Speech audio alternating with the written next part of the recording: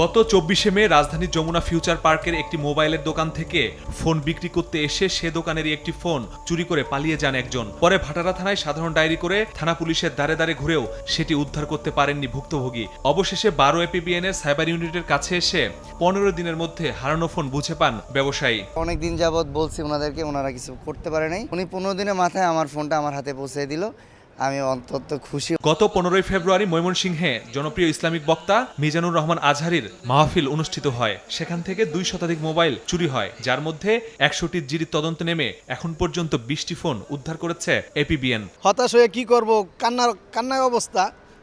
এই মুহূর্তে টাকাও নেই যে একটা ফোন কিনবো, ছাত্র মানুষ। পরে গেলাম কোতোয়ালি থানা, যায় দেখি আমার চেয়ে আরো বেশি মানুষ ওইখানে একত্রিত। সংস্থাটির তথ্য বলছে গত 6 মাসে হারানো, চুরি বা অনেক সময় ছিনতাই হয়েছে এমন 5,500 ফোন উদ্ধারের জন্য জিডি আবেদন এসেছে তাদের কাছে, যার মধ্য থেকে 900 ফোন ইতোমধ্যে উদ্ধার করে ভুক্তভোগীদের কাছে পৌঁছে দিয়েছে সাইবার ইউনিট। 3,500 নাম্বার ছিল আমার মোবাইলে, কিছু অফিস ডকুমেন্ট ছিল। এগুলো যখন হয়ে যায় তো এটা একটা সাংঘাতিক বিপদের একটা অবস্থা হয়ে যায়। হ্যাঁ, তো এটাই ফেস করছি।